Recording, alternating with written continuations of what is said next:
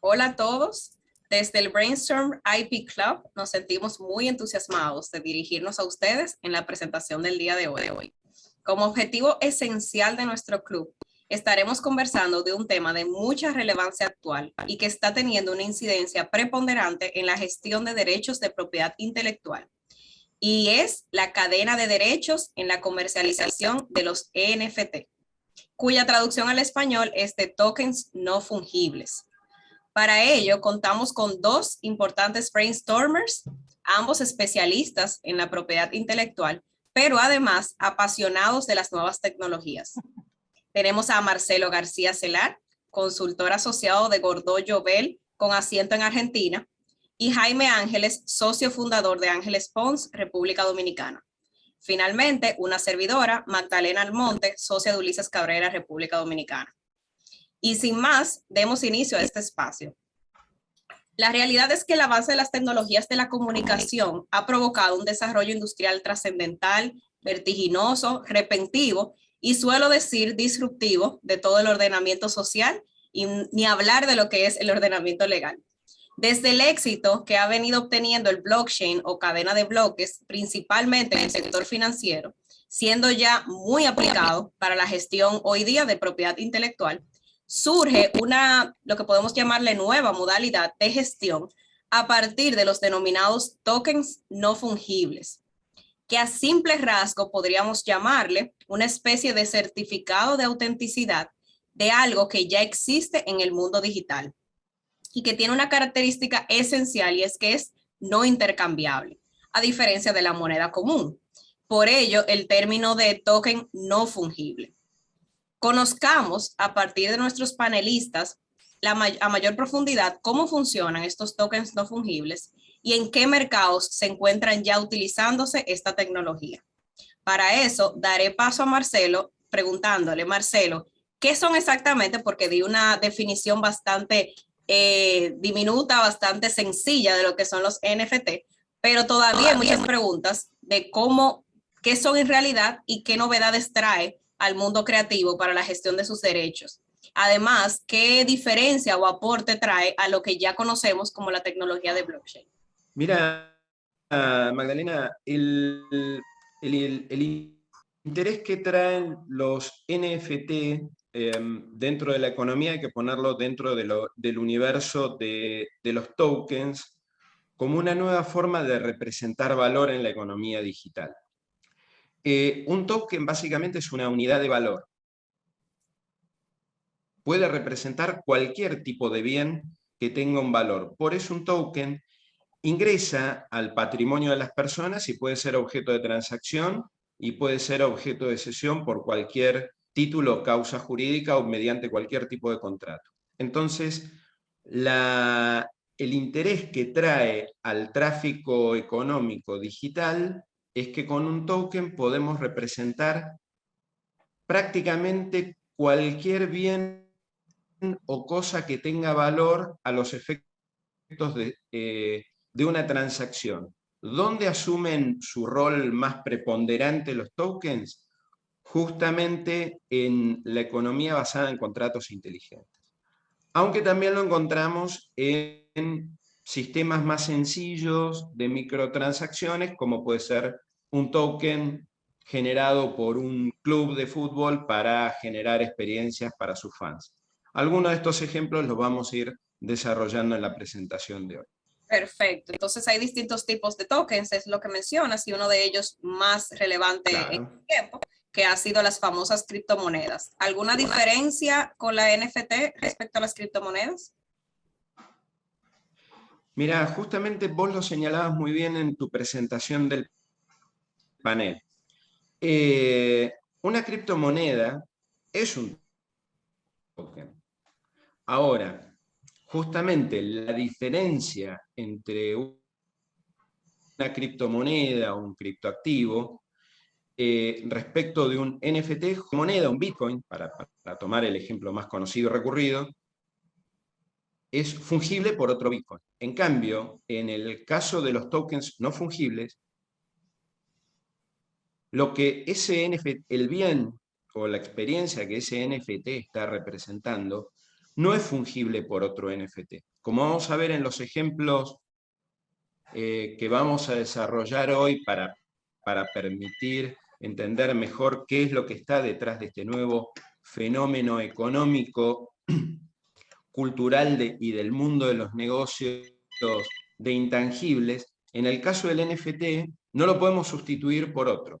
En el caso de las criptomonedas, sí. Y creo que ese es el criterio central donde encontramos la diferencia entre uno y otro concepto. Perfecto, Si Jaime. queremos ponerlo por ahí como un... Sí, decime, Magda. Ah, perdón, Yo, era que Jaime que quiere intervenir. ¿Bien? yo quería solo para completar, Marcelo, también creo que es conveniente decir que el NFT es, como es el token, pero va montado en lo que ya tenemos unos años hablando del blockchain y de los famosos contratos inteligentes o smart contracts, ¿no? Que se hacen sin tener ningún tipo de intervención. Entonces, es interesante, ¿no? De cómo la tecnología tiene todo su valor, vamos a decirlo así, como estaba diciendo Magdalena, de que sea único, precisamente por la fortaleza que esos tokens tienen a través de los blockchains que se realizan o se resuelven con los contratos inteligentes. Perfecto. Entonces, básicamente, esa característica que hemos mencionado varios de representar eso único es lo que lo diferencia tanto del resto de tokens y que justo comparaba con el Bitcoin, que precisamente pues, es comparable con la moneda. Entonces, dicho esto, y ya cerrando un poco lo básico, que también todos podríamos indagar un poco más en otras fuentes. Vamos a hablar, nuestro interés de hoy es justamente acercar esta herramienta que está siendo tan utilizada en la gestión de derechos de propiedad intelectual y yo diría de todo el mercado creativo. Entonces, ¿cuáles son las distintas ventajas, me pregunto, que aporta a los actores, a todos los actores involucrados en el mercado creativo? Dígase tanto al autor o al creador como a quien adquiere una pieza creativa y cómo incluso confluyen además con actores propios del mercado financiero como son los inversionistas. ¿Quién Mira, sí, justamente ahí, Magdalena, yo creo que el resumen es, volvemos un poco a trasladar la lógica del coleccionista en el mundo real al mundo digital. ¿Por qué hay un mercado digital de NFTs? ¿Por qué ha explotado? Primero, por lo que comentó muy bien Jaime, perdón, que es, vos tenés hoy un ecosistema tecnológico que te permite generar todo un negocio digital que antes era en el mundo real, en el mundo tangible. Vos antes ibas a una galería y comprabas un cuadro. Coleccionabas cromos, buscabas una pieza única, una experiencia única en el mundo real y físico. Hoy, que ya existe un mercado maduro de arte digital, el NFT lo que te permite es trasladar toda esa experiencia del coleccionista de tener algo único en el mundo digital. Entonces, por eso hoy toda la industria creativa y las marcas empiezan a mirar el NFT como oportunidades de mecenazgo, como oportunidades de generar nuevas experiencias, como nuevas oportunidades de distribución de industrias culturales. Yo creo que nos genera oportunidades de negocios nuevos para todos los actores de la industria cultural y todos aquellos que tienen su economía basada en intangibles. Buenísimo, importantísimo.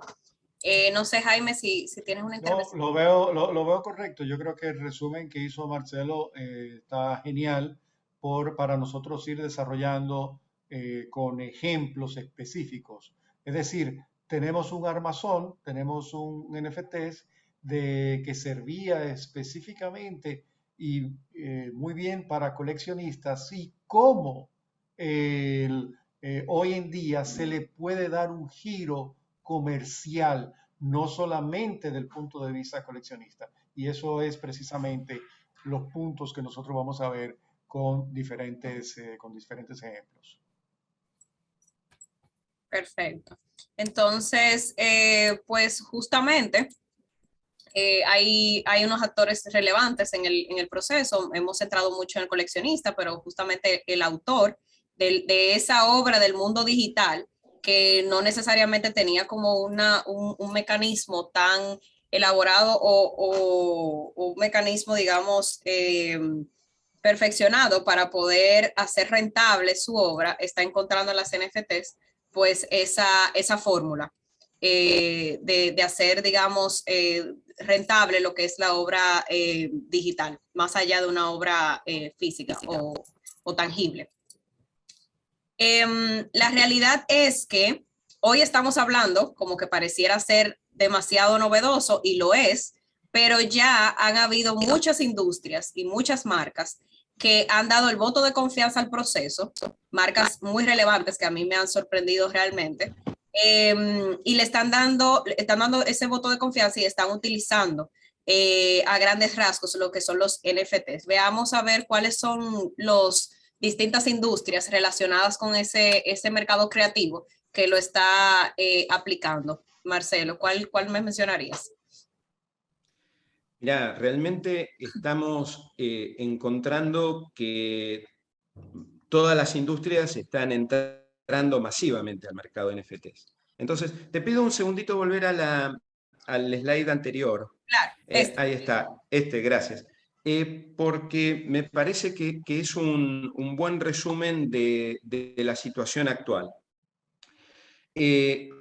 Como señalaba muy bien Jaime hace unos minutos, este ecosistema, este entorno tecnológico basado sobre blockchain, que está generando un montón de aplicaciones sobre la seguridad tecnológica que provee a las transacciones, ha desarrollado una zona como de confianza para generar nuevos modelos de negocios. Entonces, ¿qué es lo que tiene interesante? Digamos, así genéricamente, y lo vamos a ir viendo en los ejemplos, vamos a ver que está entrando fuerte la industria del entretenimiento, la industria del deporte, la industria de la moda. Vamos a encontrar marcas que trabajan mucho desde el merchandising y la memorabilia, están incorporándose al mundo de la comercialización y distribución de NFTs. Lo importante es entender que para nosotros, profesionales de la propiedad intelectual, esto genera una oportunidad de nuevos negocios, de acompañamiento a nuestros clientes en este mundo nuevo, donde nosotros vamos a tener que reelaborar y resignificar y volver a colocar en el campo de juego los conceptos con los que habitualmente trabajamos. Y se agrega una capa de actores tecnológicos que son todos aquellos proveedores de plataformas en las cuales estos NFTs se comercializan, y además todos los equipos tecnológicos que permiten que un producto termine, o un servicio, o una obra de arte digital, o lo que fuere, termine siendo comercializado como un NFT. Entonces, en realidad, nuestro potencial de negocio se expande, porque tenemos nuevos actores que posiblemente hace un tiempo no teníamos. Marcelo, el excelente punto que tú acabas de dar. Hay que recordarse en el mundo real que grandes grandes marcas van a fábricas, ya sea en Europa, ya sea en el archiconocido de China, y todos conocemos lo que sucede, el cuidado que hay que tener, las cláusulas de calidad, las cláusulas de confidencialidad, etcétera, que se tienen en el mundo real. Entonces, toda esa experiencia del que tiene una marca con una fábrica, y la experiencia de hablo al celo, ¿no? Que se tiene con ese que va a servir de productor, de manufactura, igual va a tener que tenerse desde el punto de vista tecnológico. Porque, ¿qué no nos va a decir? Y yo sé que tú tienes varios ejemplos por ahí, que no se puede reproducir, que alguien no va a sacar, o alguien va a sacar una imitación. O sea, que necesariamente, tal y como señalas, vamos a tener que mirar con lupas y poner nuevos conceptos más acabados en el área de confidencialidad, de no competencia y de qué hacer con esos datos digitales que se van a entregar. Sí, estoy completamente de acuerdo, Jaime. Yo creo que los ejemplos que hemos seleccionado, que son algunos de los tantos que hay, nos van a permitir ir desgranando esto que vos acabás de comentar, ciertamente, porque eh, tenemos que encontrar y tenemos que trabajar esto. No tenemos todavía una base de jurisprudencia o de legislación que nos permita contener esto. Nosotros vamos a tener que trabajar con la normativa que tenemos actualmente, lo cual es todo un desafío. Muchas normas son pensadas en términos analógicos, no de experiencias digitales. Así que Magdalena, si querés, ya vamos empezando a recorrer los ejemplos que hemos seleccionado para, para ilustrar lo que queremos transmitir contigo y con Jaime hoy. Totalmente, por eso mencionaba lo disruptivo que puede ser, porque para lo que somos abogados, si nos ponemos la cabeza del abogado, puede ser muy dificultoso, ¿verdad? Aplicar estos conceptos conocidos análogos, como dice Marcelo. Pero lo bueno e interesante de conocer las nuevas tecnologías es ver esa aplicación que usualmente está muchos pasos adelante del ordenamiento jurídico y conociendo esos ejemplos que veremos ahora con los distintos mercados, entonces ir conceptualizando o ir armando cuál es la vía para su regulación. Entonces veamos esos mercados, Marcelo. Hablamos de metaversos como mercados de NFT. Sí, los metaversos. Esta es una palabra que explotó ahora juntamente con los NFTs. Igual no es nueva, yo sé, Jaime después nos va a comentar un poco sobre los antecedentes para descubrir que en realidad no todo lo que es nuevo en realidad es tan Tan nuevo. nuevo. El concepto de metaverso viene de la literatura, de la ciencia ficción.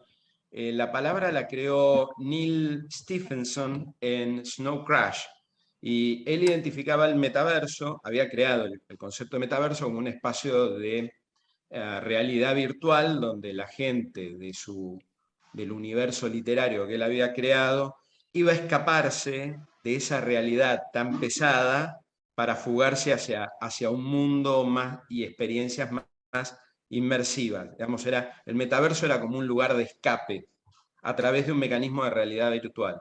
Créase o no, no estamos tan lejos de eso. Acá en este slide es un dato que no tiene en realidad tanta antigüedad, es de pocos meses atrás, donde vemos cómo es el mercado de venta de tokens en los metaversos. Entonces, primera conclusión, un metaverso como un espacio virtual de interacción social y de transacciones económicas tiene un movimiento a través de criptoactivos que en algún momento después terminan en moneda de curso legal de la jurisdicción que corresponda, pero mientras tanto se transacciona en tokens, eventualmente pueden ser una o varias criptomonedas aceptadas por el metaverso correspondiente, para comprar bienes y objetos culturales que son creados en el metaverso para ser consumidos en el metaverso. Y después vamos a ver en los próximos slides algunas de estas experiencias. Entonces, cuando uno ve este cuadro que lo que pretende ilustrar es el volumen de venta en dólares versus la cantidad de tokens transaccionados y cómo esto tiende a ser una curva creciente, queridos colegas de ASIPI, queridos radioescuchas, pónganle un ojo a esto, porque acá hay una torta de plata que evidentemente va a requerir de nuestros servicios. Pasemos al próximo slide, por favor. Algunos ejemplos de cosas que están pasando. No vamos a entrar en el tema del real estate digital, que es sorprendente, pero digamos hay transacciones inmobiliarias por parcelas digitales. Pero lo importante es, en términos de nosotros que somos gestores de la innovación y que somos asesores sobre la comercialización de activos digitales, vean ustedes algunas de las cosas que están pasando. MetaMask es una billetera digital que se utiliza para transaccionar criptomonedas. Celebró que tiene 10 millones de usuarios. Cualquier marca del mundo real hubiera hecho un recital en un estadio de fútbol o en un parque. Ellos lo hicieron en Decentraland, que es un metaverso. Y Sotheby's hace subastas virtuales de arte digital. Entonces, en una muy rápida visión o análisis de la cadena de derechos que vemos acá, es que MetaMask tuvo que contratar a los artistas que participan dentro de este evento digital para tomarlo como un paradigma de análisis. Entonces, el artista va a encontrar que su interpretación y sus derechos de imagen van a ser comercializados en un lugar no habitual, donde van a permanecer como pasa habitualmente en Internet, y su discográfica va a tener que considerar la explotación de ese recital dentro de ese espacio y qué va a pasar con el video resultante. Y los autores de las obras van a tener que pensar si las licencias que ha otorgado, que tiene que otorgar, contemplan los metaversos. Y las sociedades de gestión colectiva van a tener que pensar si sus esquemas para explotación en ámbitos digitales contemplan o no este tipo de streaming.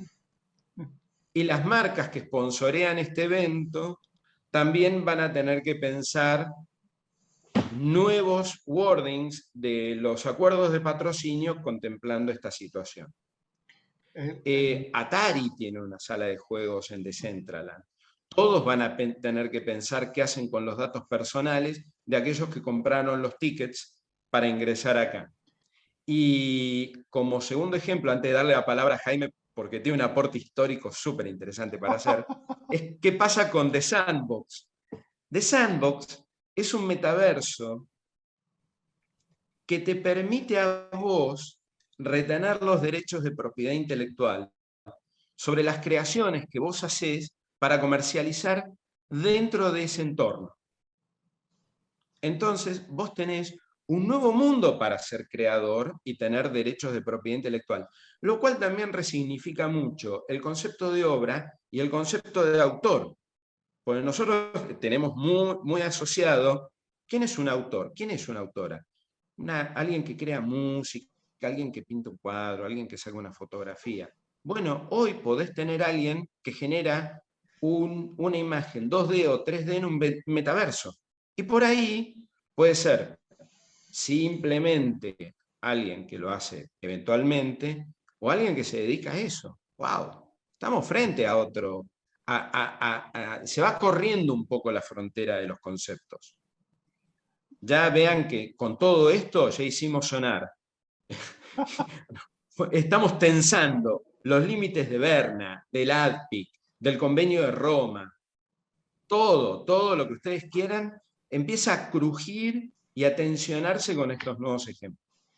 Y de los convenios que vendrán, el de los derechos de los organismos de radiodifusión que se piensa a discutir. Fíjate, Marcelo, yo me río mucho cada vez que leo sobre estas cosas. Me da gracia, no que me burlo, sino me da gracia porque la gente cree, Marcelo, que Metaverso se inventó hace 6 semanas u 8 semanas, cuando Zuckerberg, el amigo Zuckerberg, le cambió el nombre a Facebook por Meta, que a propósito yo creo que la marca no es buena, porque obviamente viene siendo Totalmente de genérica, acuerdo. pero no vamos a hablar de eso ahora. La gente cree que eso se inventó hace 6 semanas o 2 meses atrás. Y realmente no es así. Eso es algo, Marcelo, y tú lo sabes, que tiene cerca de 20 años dando vueltas. Hay que recordarse que ya en el 2003, y me recuerdo haber estado en un panel en el 2004, estábamos hablando de Second Life.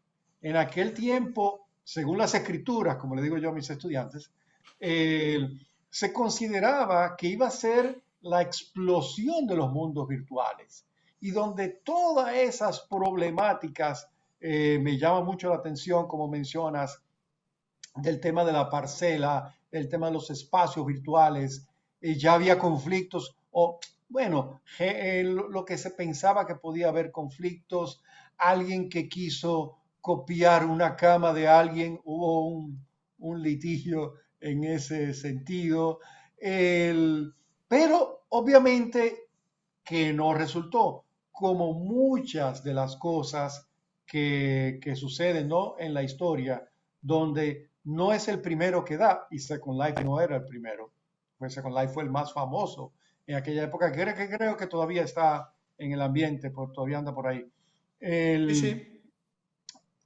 Sino que no se dio. Y ahora es en el 2020, 2021, cuando yo creo que sí va a tener una explosión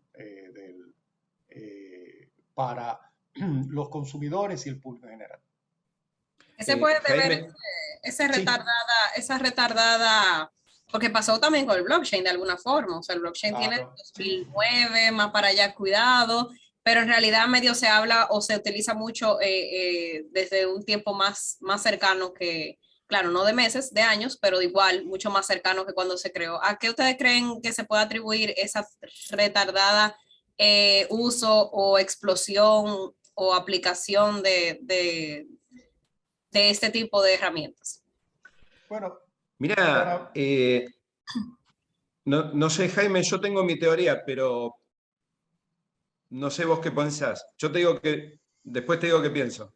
mira, yo creo que las tecnologías es el factor de ver la oportunidad y de que grandes actores se incluyen en ella. Ojo, en aquel tiempo, desde Second Life en adelante, muchas marcas importantes entraron en el mundo de Second Life. Y Sí, de sí. hecho, no sé si te recuerdas, Marcelo, que tenía su propio esquema de registro de propiedad intelectual y muchas Efectivamente. marcas, precisamente para evitar que alguien pudiera utilizar sin razón la marca o el signo, hicieron una protección. Pero a mí me parece que es un tema de oportunidad.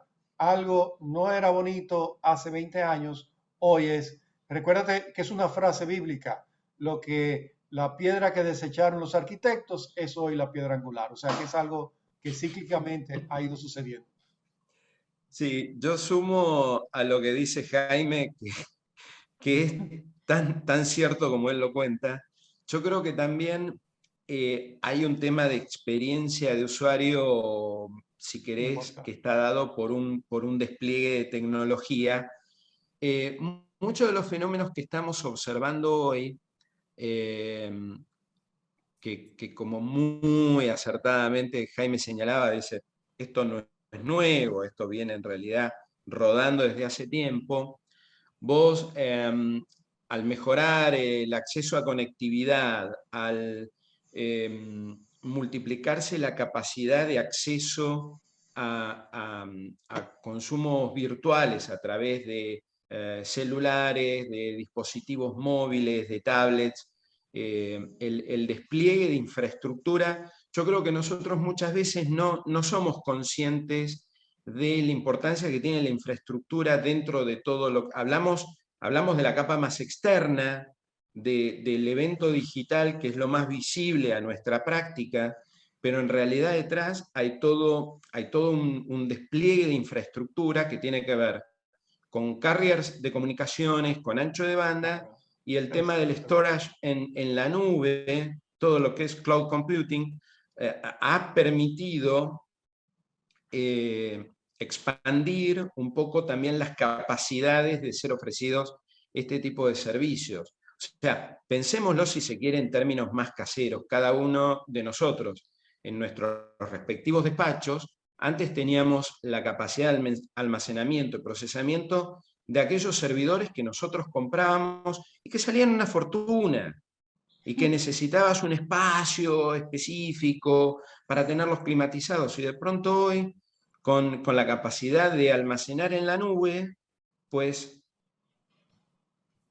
¿qué quieren que les diga? Nos cambió la vida. Claro, En claro. ese espacio hoy podemos poner una persona, una escoba, Sí. viejos archivos, lo que fuera, arte, pero antes necesitábamos un espacio para servidores, y cuanto más de grande era el despacho, más servidores.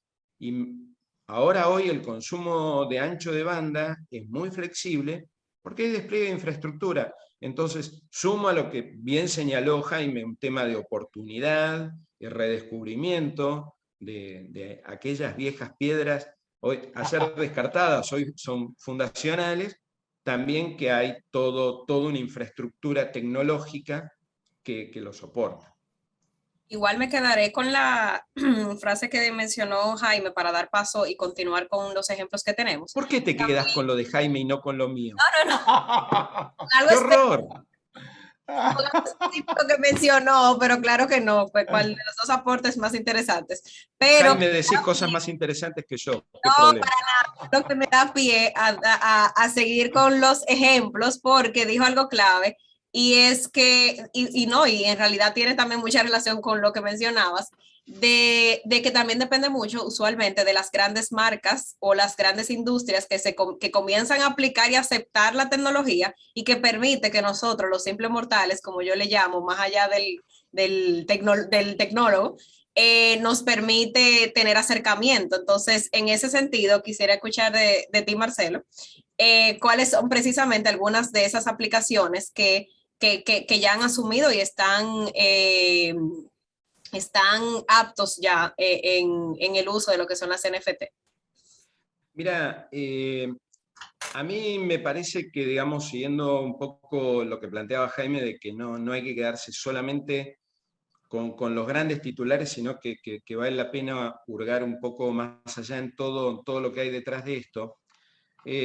Vamos a señalar qué es lo que está pasando con el mundo del arte, simplemente porque el arte es uno de los grandes beneficiados de esta tecnología, pero para que veamos hacia dónde también evoluciona el negocio del arte. Pues esto no se trata simplemente de subir un cuadro o una foto a una plataforma como OpenSea. Hay una resignificación del mercado del arte bastante más profunda de lo que nosotros llegamos a ver. Y me parece que en el mundo de los museos hay un buen ejercicio para analizar. Primero, nosotros, el concepto de museo habitualmente es un lugar que termina siendo un repositorio. En el concepto físico que habitualmente tenemos, es un repositorio de piezas de cierto valor para un consumo más generalizado. Ahora bien, ¿qué pasa cuando alguien se apropia de la idea de museo y lo resignifica y dice, vamos a hacer un híbrido un poco entre lo que es una galería de arte y lo que es un museo, y lo vamos a poner en foco, así como algunos museos toman como foco la historia o el arte clásico o el arte de determinado periodo? Vamos a enfocarnos en arte digital y vamos a enfocarnos dentro del arte digital, en el criptoarte, para hacer un espacio virtual de exhibición de arte comercializado a través de NFTs. Entonces, se crea el MALA, que es el Museo de Arte Latinoamericano. El nombre me encanta, tengo que decir que me fascina, así políticamente bien incorrecto, me encantó, y nuclea a galeristas y artistas, con lo cual empieza a ser un espacio que es curado en cuanto a sus contenidos, lo cual ya empieza a marcar cómo esta nueva tecnología captura lo mejor del mercado del arte tradicional para traerlo acá. Además de estar curado, hoy lo que promueve es el arte latinoamericano en formato NFT, pero fíjate cómo, Magdalena, cómo la gente del MALA pretende avanzar un poco a lo que veníamos comentando con Jaime del mundo de los metaversos, porque empiezan a pensar en un sector híbrido, y la palabra híbrido es algo que vamos a utilizar cada vez más en los paneles de contenidos de organizaciones como ASIPI, INTA, FICPI, porque es un poco hacia donde vamos convergiendo. Si vos generás un espacio donde ponés pantallas LED, como hoy ya ocurre, para tener experiencias más inmersivas de arte, y proponer experiencias de realidad aumentada, de realidad virtual, en base a esos NFTs, vos estás cruzando los mundos. Entonces, ¿qué le podría pasar a cualquiera de nuestros colegas en su despacho, en la diaria, que van a ser consultados? Yo soy un artista que mi obra va a ser que es expuesta en el MALA, y el MALA pretende generar una muestra virtual con este tipo de experiencias inmersivas. Entonces, lo que hay que pensar es qué es lo que va a pasar, porque en ese espacio no es simplemente un espacio como una galería de arte, va a ser una experiencia más parecida a un recital, puede haber inclusive música, como es arte digital, la música la puedo incorporar yo como artista. Entonces ya empezamos a ver, una vez más, el tema de los derechos. Si va a haber música, los derechos sobre uso y explotación de las obras digitales, si esa música viene de librerías sometida a licencias y términos y condiciones, o viene de editoriales musicales cuyo negocio es más tradicional, vuelven a aparecer la sociedad de gestión colectiva, aparecen los derechos de imagen. ¿Qué pasa si se capturan imagen de las personas que participan en esa experiencia de la cual sale una obra derivada de la obra original? ¿Cómo es la cadena de derechos? ¿Qué pasa si una marca patrocina esa experiencia puntualmente? Entonces, todo esto que decimos medio rápido y en un renglón, simplemente lo que disparan son todos los espacios de posible intervención de un profesional de la propiedad intelectual en este tipo de experiencia cultural. Perfecto. Traías unos ejemplos, no sé si quieres hacer... Sí, de los ejemplos que ilustran, acá vemos arte más abstracto y arte un poco más acercándose a lo figurativo, pero dentro de lo que es arte moderno. Ya vamos a ver experiencias culturales más tradicionales, pero me quiero centrar en la imagen que está en el medio de la pantalla, que es una adaptación de la obra El grito de Munch, que es un artista que ganó muchísima notoriedad hace varias décadas, y esta es una de sus obras icónicas, que además, bueno, esta obra en sí misma tiene toda una larga historia muy atractiva sobre su destino, pero vean que uno de los desafíos grandes que trae hoy el arte digital, y lo quiero vincular mucho a un comentario que hizo al principio del panel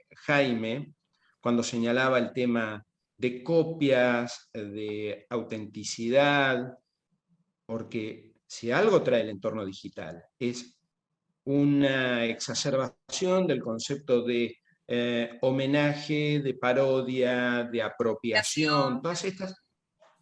¿Sí, Magda? Inspiración que trae también Inspiración, el tal concepto. cual. Todos un montón de conceptos que tensionan mucho la idea de propiedad. Entonces lo que vamos a ver es que la herramienta tecnológica hoy te permite a vos generar innumerables obras derivadas y hay que ver si el artista va a querer ejercer sus derechos de propiedad intelectual y de exclusividad o simplemente libera la obra para que otros creadores construyan sobre eso. Es muy interesante, ¿eh? No digo que haya que ir por un camino o por otro, digo que tenemos que estar listos para entender, como muy bien señalaba Jaime, en qué momento estamos frente a una infracción y en qué momento estamos ante un uso autorizado. Y esto va a depender de un sinnúmero de situaciones. ¿Qué va a decir los términos y condiciones de la plataforma? Si te facilita o te dificulta la capacidad de seguir siendo titular de derechos. Y quien haya creado la obra, cómo disponibiliza este consumo del NFT. Si es una obra única, si es una obra que tiene una edición limitada y si permite o no modificación. Perfecto. Pues veamos, Jaime. Marcelo, perdón, déjame hacer un comentario ahí. Yo creo que lo que tú acabas de señalar es para inclusive para un panel completo solamente de eso, porque ¿dónde empieza la inspiración? ¿Dónde, dónde hay una apropiación? Eso yo creo que lo vamos a ver. Lo estamos viendo con los memes. Lo estamos viendo con los memes. Entonces, voy a tomar una parte de los memes donde ¿dónde queda la libertad de expresión? Que en nuestros países latinoamericanos está mucho más restringida que en los países anglosajones, pero igual existe ese tema de libertad de expresión. Entonces, me parece que en el mundo digital pudiese ser que estemos de nuevo repensando. Y yo sé que me van a decir que eso es blasfemo, no quiero que se vayan a rasgar las vestiduras, pero creo que vale la pena hacer un panel para poder repensar este tipo de situaciones. Magdalena, contigo. Y apoyando ahí, Jaime, cuya creatividad y yo diría hasta originalidad es indiscutible. O sea, Claro. realmente, aunque haya una tal inspiración o un uso, digámoslo así, o hasta una reproducción de una obra protegida, pero hay toda una creatividad detrás. Y que Exactamente. la intención no sería necesariamente coartada. Precisamente por eso lo digo.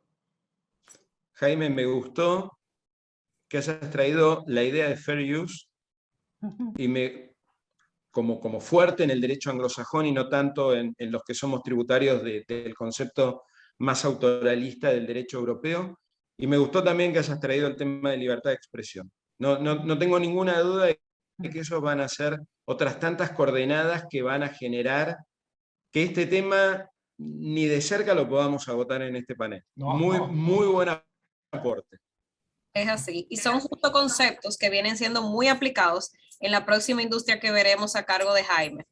Eh, perdón, no sé si, Marcelo, tú querías mencionar a la gran ola, que me di Sí, cuenta muy que tú... brevemente, muy brevemente. Acá vean que el objeto del NFT es el Museo Británico está haciendo, primero, con una compañía ya dedicada a la producción de NFT, que es además una startup, lo cual también trae al mundo emprendedor a esta nueva industria de la economía digital. Está haciendo NFTs de obras que están en el dominio público. Y una de las obras icónicas es justamente La Gran Ola de un artista japonés que es Katsushika Okusai, que además tiene una gran colección, digamos, el Museo Británico tiene una gran colección de este artista, y vean ustedes cómo el concepto de lo único también está puesto en discusión por la propia industria digital, donde genera series de cada obra, algunas más limitadas y otras series de edición limitada, pero de mayor número, y el precio varía según la unicidad. Perfecto, Jaime. Sí, Marcelo, la verdad es que qué bueno que nosotros escogimos una parte sobre arte para iniciar con los ejemplos, porque lo que me viene a la mente es que gran parte del boom de los NFTs en el 2021 es cuando un artículo de New York Times, creo que en febrero o en marzo de este año, nos hablaba sobre la venta de un NFT, de un arte en NFT de Beeple, Beeple, por 69.3 millones de dólares. Si bien es cierto que es un artista que podemos decir reconocido, eso aupó y empoderó a un número inmenso de artistas de la calle, como decimos, o artistas urbanos, y no en el área de urbano de la República Dominicana, en la música, sino de simplemente artistas que nadie los conoce y pueden tener un simple perfil de Instagram, un simple perfil en Facebook para poder dar a conocer su obra. La verdad es que se ha empoderado y yo creo que ese es el punto que quería señalar. Yo creo que este tema del NFT en el 2021 lo que ha llevado es ayudar no solamente a las grandes industrias, como vamos a seguir viendo, sino que los artistas pequeños y urbanos, perdónenme que vuelvo a utilizar la expresión, van a poder, encontraron otra forma de explotación y quién sabe qué. A propósito, los 69.3 millones de dólares empezaron con una subasta de $100, solo para dejarlo de ejemplo. Bueno, justamente iba a agregar, porque hablabas de hacer conocer, pero ahora diste con una parte clave y es explotar, rentabilizar su obra en mecanismos que lo pueden hacer de manera propia y que no tienen que depender del interés de un tercero en su obra, precisamente para colocarla o hacerla pública. O sea que eso yo creo que es uno de los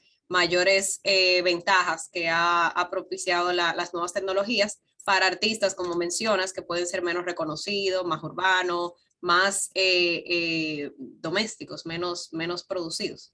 Magdalena, cuando yo puse eso en mi Instagram, que puse una nota sobre NFTs y lo que puso el New York Times, tú no te puedes imaginar la cantidad de artistas de NFTs que me dieron likes, me mandaron mensajes para decir, y ellos estaban sumamente emocionados con ese tema. Y ellos venden piezas a $5, a $10, a $15, porque ese es el mundo. O sea, creación, es lo mismo que el pintor. El pintor pinta. El pintor no siempre está pensando que va a vender en 10,000, 15,000, 20,000 dólares su obra.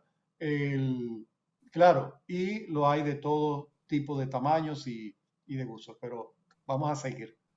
Perfecto. Pues justamente retomando, porque este ejemplo nos dio mucho más también de qué hablar, vamos a retomar con, ahora sí, pasaría adelante con la nueva industria u otra industria muy relevante que está haciendo uso de las NFT. Jaime, ¿qué nos habla de ellos? La verdad es que el tema de la moda pudiese ser que uno considerara por qué la moda se va a introducir en esto. Y yo quiero traer a un tema de Marcelo, y es que él dijo en la primera intervención, ¿de qué manera todo el mundo ve a los NFTs? ¿Cómo yo puedo sacar provecho?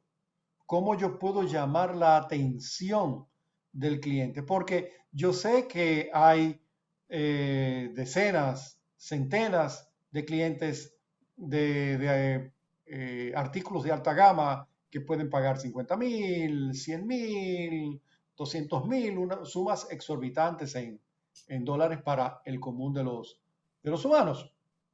Entonces, aquí ellos trajeron un tema híbrido, tomando en cuenta lo que nos dijo Marcelo, cómo llamar la atención de los clientes. Todo el mundo quiere hacer crecer sus ventas, hasta el señor de la funeraria, ¿verdad? Que no quiere que se mueran pero sus amigos, pero que su negocio prospere. Entonces, ¿qué hacer con ese punto?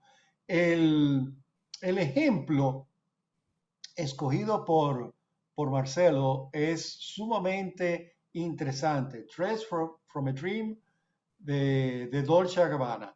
¿Qué ellos hicieron? Hicieron un NFT con la... puede pasarlo, Magdalena, y poner el video. Hicieron el... Mm, aquí No, está. ajá. Hicieron un NFT obviamente que único, pero lo llevaron a que al mercado híbrido, como me señalaba Marcelo, en el sentido de que no solamente tú vas a estar adquiriendo, vas a tener acceso a un diseño exclusivo de Dolce & Gabbana, sino que también te vamos a dar otros tipos de experiencias, como por ejemplo tener acceso en el futuro por cerca de 2 años, que el adquiriente va a tener modelos físicos, puede irte a la anterior, a la anterior a esa, y así de forma, así de forma regular. Y vuelvo y digo híbrido. Entonces, esto me trae a un ejemplo de lo que está pasando también. Ojo, esto lo utilizaron en la Semana Francesa de Moda. O sea, en la Semana de París de Moda, a mitad de este año, en julio del 2021, ya había ofertas NFTs. O sea, que es un asunto al cual todos le están girando.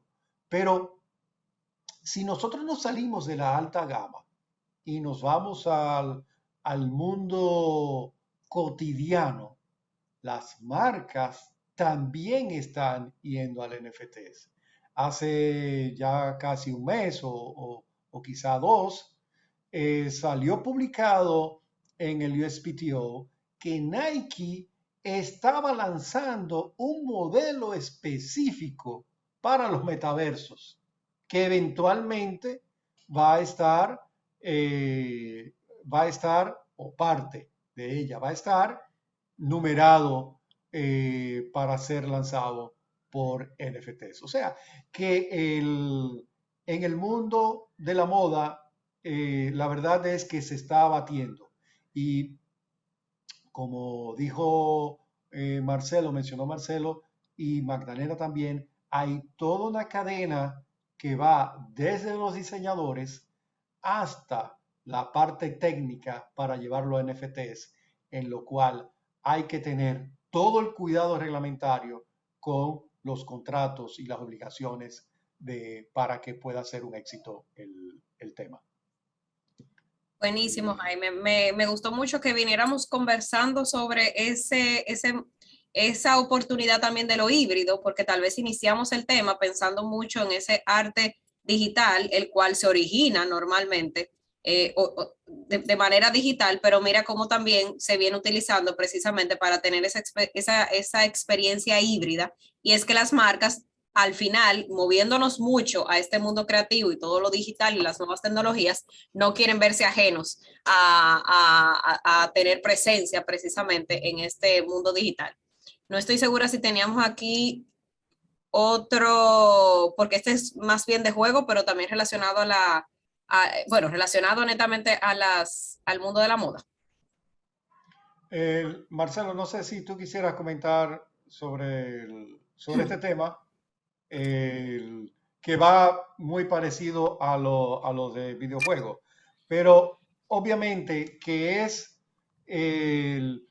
cómo atraer, a clientes o mantener clientes contentos. Porque ya no todo el que compra una cartera de 15 y 20 mil dólares de Louis Vuitton es una señora el que le gusta tomar té a las 4 de la tarde. O sea, ya el mundo ha cambiado. Nosotros lo vemos en las modas, las grandes marcas de Chanel y Louis Vuitton con los modelos que lanzan, lo vemos de que ya no es la tradicional me quedo en una sola línea.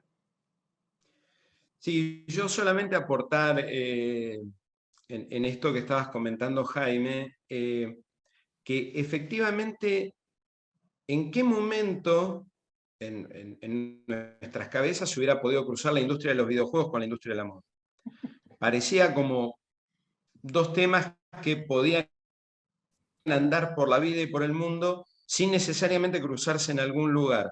Y ahora, la economía digital, el mundo de lo virtual, no solamente lo cruza, y señalando muy bien, Jaime, que esto permite salir del mercado habitual de un producto, de un servicio, para ganar engagement en otro mercado absolutamente distinto, sino que además yo pienso para todos aquellos que participaron en el curso de ASIPI Academia sobre videojuegos, que vieron toda la complejidad que está detrás de esa industria, ustedes piensen que una marca entra a esa industria, entra a la industria de los videojuegos, con un videojuego que es más un acto de marketing que el negocio que puede tener por detrás Fortnite, pero además donde los premios, hay un play to earn, donde uno no gana criptomonedas, pero sí gana otro tipo de token, un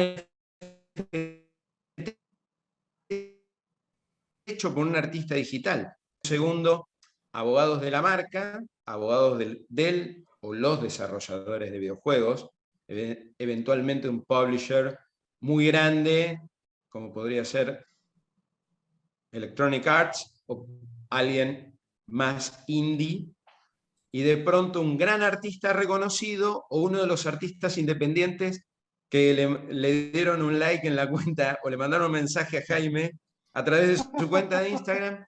Todos ellos, desde el más independiente y más chiquitito hasta el de mayor porte, todos se encuentran en un lugar asociativo para trabajar en forma conjunta en este entorno. Y todos esos son clientes actuales o potenciales para nosotros, con los cuales este es posiblemente uno de los grandes temas, es prepararse a no dar la respuesta docenada, clásica, que dábamos hasta hace 5 días. Todo este tema interpela nuestra creatividad profesional Claro. para imaginar todos los posibles usos, todas las posibles explotaciones, todas las posibles derivaciones y hacia dónde puede ir el conflicto, porque además de los contratos entre partes, como ven ustedes, hay como capas o layers jurídicos y legales que están dados por los términos y condiciones de las plataformas donde todo esto es consumido. Marcelo, y ¿Sí? recuerda eso que tú acabas de mencionar, cómo lo estamos viendo actualmente en los tribunales. Recuérdate de la noticia del amigo Tarantino, que está siendo demandado por Miramax. Y si te pones a leer sobre cuál es la situación, estamos hablando del manuscrito de Tarantino sobre escenas que no fueron filmadas o que no salieron en la película. Sucede que él tiene el proyecto de ponerlo en NFTs. Y entonces, ¿dónde está la situación? ¿Y por qué te lo comento en este momento? Porque en el contrato que se firmó año 1992, hablaba sobre que podía hacer publicaciones en prensa, o sea, formato impreso, sobre el soundtrack, sobre el publishing, etcétera, etcétera. Entonces, hoy en día, ya esos tribunales en California van a tener que interpretar hasta dónde él tenía los derechos, tal y como tú estás señalando. Me parece, el caso que trae Jaime me parece que es fascinante porque justamente lo que trae es de una forma muy clara, muy clara, cómo a aquellos contratos firmados en una época donde la posibilidad tecnológica de determinados usos y explotaciones de obras, esos contratos todavía tienen vigencia o algún efecto o ultraactividad y de pronto se ven impactados por todo lo que está ocurriendo hoy en este entorno tecnológico que estamos tratando de delinear y definir con todo lo inabarcable que es. Seguramente nos quedan un montón de ejemplos por fuera de la presentación. Con lo cual es muy interesante porque si vamos a un punto de vista de análisis como más jurídico desde el punto de vista de los contratos, ¿qué es lo que las partes pudieron haber tenido en vistas al momento que lo firmaron? Es un tema. El alcance de la cesión de los derechos en el mundo del derecho de autor más continental europeo o en el mundo del copyright más anglosajón pueden tener interpretaciones distintas según la ley que rige el contrato y a los tribunales que se lleva el debate. Me parece que el tema es absolutamente, el ejemplo que trajiste es tremendamente rico, porque además yo te podría redoblar la apuesta y el desafío de decir, bueno, ¿qué pasa con los derechos morales? ¿Qué pasa con, todos sabemos que dentro de cada vertical de industria cultural hay prácticas contractuales distintas. El mundo de los derechos editoriales para libros es una historia, cómics fue perfilando otra cosa porque va muy asociado a determinados contenidos audiovisuales. ¿Qué pasa con las productoras audiovisuales? ¿Qué pasa con aquellas productoras audiovisuales de contenidos que ya son nativos de formatos digitales? ¿Qué pasa con influencers? Esto no termina más, pero me gustó el ejemplo que trajiste porque es muy disparador de qué es lo que tenemos que estar revisitando. Excelente, excelente, me encantó, me encantó. Bueno, gracias Marcelo y Jaime. Qué interesante lo de los e-games o juegos virtuales. Definitivamente, aunque tal vez, como decía Marcelo, ¿quién iba a pensar que iba a confluir con la moda? Pero tenía que hacerlo porque definitivamente los e-games también son pues una industria del momento y muy propia del mundo virtual. Pero veamos entonces con Jaime un caso precisamente del uso de estas NFTs en los deportes. Fíjate, Marcelo, aquí en la República Dominicana somos muy llamados al béisbol. Yo sé que ustedes son muy de fútbol y en Europa obviamente que son muy de fútbol. Todas las industrias en el año 2021, todas las industrias de deporte, se inclinaron, pero de una forma asombrosa, a los NFTs. La NBA de básquetbol, la Major League Baseball de las grandes ligas de béisbol y las ligas europeas. Todas tienen modelos sobre tarjetas de jugadores. En República Dominicana llamamos postalitas de jugadores, pero son tarjetas con fotografías o jugadas donde se pueden vender, ojo, de forma exclusiva. Hay que retomar lo que tú mencionabas sobre los coleccionables. Esto, hay una historia de casi 100 años, no llegan a los 100, pero de mucho tiempo, sobre colección de este tipo de figuras, de este tipo de postales y de tarjetas. Entonces, es muy fácil poder conectar el tema de la colección con el tipo de tarjetas. Entonces, es interesante porque va a haber obviamente que un licenciamiento va a haber una apropiación de un derecho de algo único o que va a tener contadas las figuras, ¿no? Que vayan a ser firmadas y así la persona, el consumidor, el fanático sabe de que tiene algo en particular. Me llama la atención de que lo que se está haciendo con el caso de las NFTs simplemente es replicando un caso de éxito, utilizando la tecnología para replicar lo que mercadológicamente y económicamente ha dado resultados en más de 60 años, que es vamos a aprovechar tecnología para que el fanático se sienta atraído al, al equipo, ¿no? de que representa. Buenísimo. Y la verdad es que el tiempo apremia y hemos aprendido muchísimos usos de la NFT, pero cerrando un poco nuestro tema, es muy difícil hablar de nuevas tecnologías sin tocar los grandes retos que hay detrás de su uso. De hecho, veíamos con Marcelo nos pasaba en medio de la preparación de este panel, creo que apenas ayer o antes de ayer, una noticia muy interesante de cómo un programador australiano, queriendo demostrar que la tecnología es una estafa, hizo lo que se ha denominado un robo de todas las NFT del mundo para ponerlas a disposición de todo el mundo. Entonces, justo lo que decía Jaime, que las NFT, y lo venimos hablando desde el inicio, es para apropiarse de algo único, no fungible. Con este experimento que está haciendo este programador, ¿podríamos hablar realmente de algo único? ¿Podríamos entender que la tecnología funciona? ¿Hablaríamos de una burbuja del nuevo mundo financiero? Porque de hecho tiene una relación muy cercana todavía con el mundo financiero, la inversión y demás. Quiero escucharles. Bueno, yo quiero decir varias cositas. Primero con lo que señalaba el ejemplo que nos trajo Marcelo en la preparación de este panel. El, yo siempre he hablado del crimen del ábaco.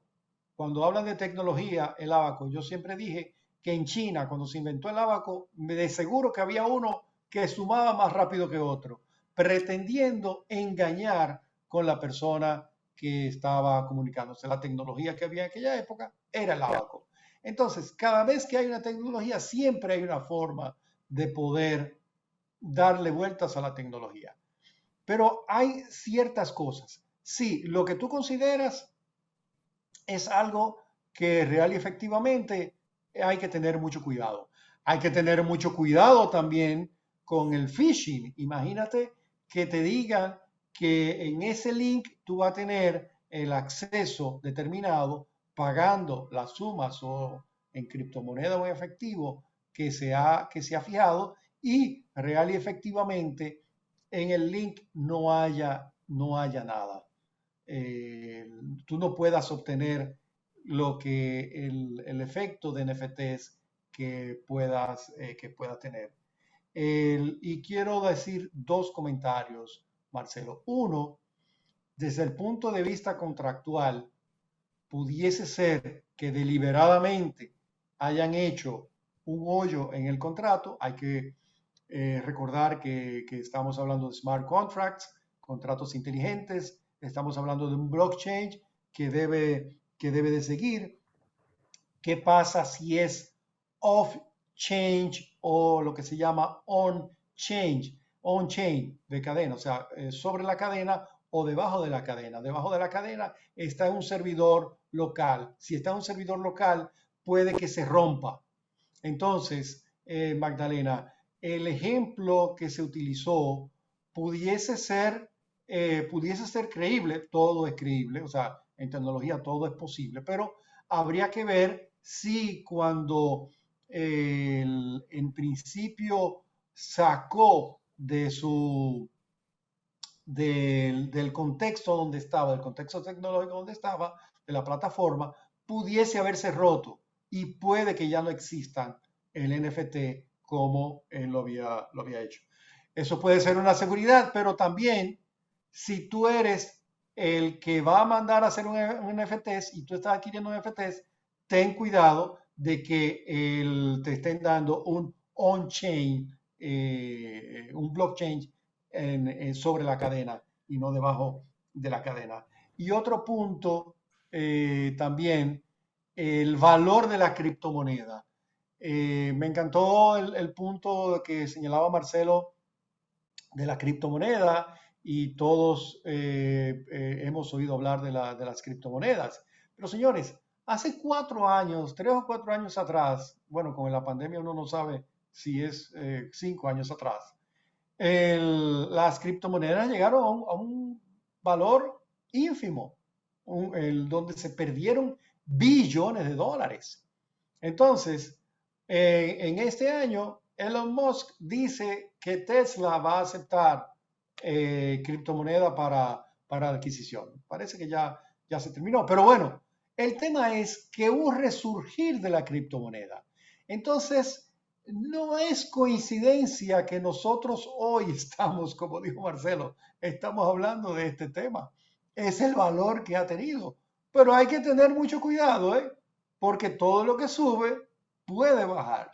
Puede ser que estemos en una burbuja, no sabemos, no tenemos la bola para poder verlo.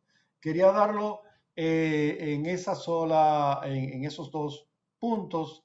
Me queda otro al final, pero a ver si da tiempo.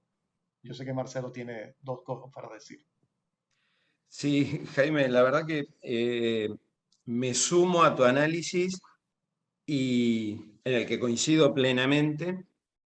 Y mi resumen de lo que estuvimos hablando es, partiendo de esta apropiación que hizo Jeffrey Huntley, que comentabas vos, Magdalena, que fue un tema que apareció apenas horas antes de la grabación del panel, fue como casi mágico, como para decir, el universo les tira a los panelistas un ejemplo de último minuto. Así es. Esta persona, Huntley, lo planteó como una obra de arte en sí misma, esta apropiación, haciendo clic derecho y tomando las imágenes que se usan para exhibir el contenido de cada NFT. Obviamente impacta más sobre una obra que es basada en una imagen, una fotografía o una obra plástica, que en lo que tiene que ver con videos y NFTs utilitarios que permiten habilitar experiencias. Pero en todo caso, el discurso del artista detrás de esta apropiación, que armó un archivo de 18 terabytes, que nadie va a poder bajar simplemente por lo que pesa, es justamente, es como que casi como que fuera un coautor con Jaime, alertando sobre la burbuja y sobre el concepto de unicidad. Otro artista, un coreano que usa como seudónimo Pak, hizo la misma crítica al concepto de lo único a través de una obra que son cubos, basada en cubos, donde se vendió en forma ilimitada durante un plazo limitado, con lo cual rompía con la idea de lo no fungible, porque además todas las obras son cubos. Entonces, un NFT era fungible con otro NFT, provocando esa suerte de paradoja. Yo como resumen, agregaría a lo que dijo Jaime lo siguiente. Efectivamente, al valor burbuja que él señalaba muy bien, no hay que olvidarse el tema de infraestructura. Si un carrier de comunicación cae, si de pronto todo el sistema basado en la nube colapsa, como periódicamente pasa con redes de mensajería y redes sociales, esto significa que de pronto estamos trabajando sobre activos en un entorno que están expuestos a contingencias que no manejan ni el creador, ni el patrocinante, ni el consumidor, ni la plataforma, pero que todos tienen que tener en cuenta en la relación contractual. Segundo, al valor burbuja también conecta con otra cuestión, que es autoridades monetarias y autoridades de seguridad empiezan a ver en el manejo de criptomonedas, y eventualmente se va a extender a los NFTs. De hecho, el Gafi ya ha incluido en temas de operaciones observables por lavado de dinero la compra y venta de NFTs. Entonces, al valor burbuja hay un tema de valor seguridad. Y una cosa que muchas veces no se tiene en cuenta en los smart contracts es que la parte de codificación del smart contract desde el punto de vista de software y tecnológico tiene que unirse a la codificación con la ley que va a regir ese smart contract. El smart contract es un contrato y eso supone que el código de programación debe responder también al código de la ley que lo rige, y esto no siempre es tenido en cuenta. Entonces creo que estamos en un entorno muy desafiante, creo que hemos hecho un esfuerzo por tratar de dar unas primeras impresiones, unas primeras imágenes a un fenómeno que, como bien señalaba Jaime, si bien no es nuevo, está explotando fuertemente, y creo que seguramente no lo vamos a poder agotar, ni en este panel ni en los que sigan, porque es un animal que está en constante evolución. Gracias a ambos. Y para ir cerrando precisamente, decir que ha sido muy interesante este panel de hoy porque como iniciaba, algo que es nuevo, todavía se puede decir que es novedoso, porque lo nuevo no es necesariamente por las fechas únicamente, sino también por la aplicación y la aceptación de mucha gente a esta tecnología. Nos ha traído, nos tiene pensativos y cuestionándonos. Y me gustó, como decías, Marcelo, el desafío que nos coloca, que acabamos de hablar de cuestionamientos incluso de conceptos tan básicos como obra, como autor, como inspiración, la aplicación del concepto anglosajón de fair use para jurisdicciones que somos mucho más restrictivos. El famoso concepto de inspiración, más allá de las industrias que venimos estudiando precisamente de este concepto, los términos contractuales detrás, o sea, hay tanto que tocar y que ver, y mientras tanto, que es lo relevante siempre de las nuevas tecnologías, el negocio está vigente, está siendo muy utilizado, y en cualquier momento cualquiera de nosotros podríamos tener un caso, una asesoría, una necesidad de ayudar a uno de estos, asesorar o colaborar con uno de estos, sea autores como inversionistas, coleccionistas y demás. O sea que básicamente, para cerrar, los NFTs ha sido un mecanismo creado que nos ayuda a trasladar ese mercado creativo al mundo digital. Y yo diría, como dijimos aquí, a crear y generar oportunidades de negocio en la industria cultural, tanto respecto a la creación puramente digital como aquella que tiene o desea tener presencia híbrida de experiencia en el mundo físico y a la vez en el mundo tangible, en el mundo digital. Entonces, agradecerles nuevamente, Marcelo, Jaime, a todos los que nos escuchan, y a CIPI por la oportunidad que nos da de tocar este tema en su programa para esta edición. Muchísimas gracias.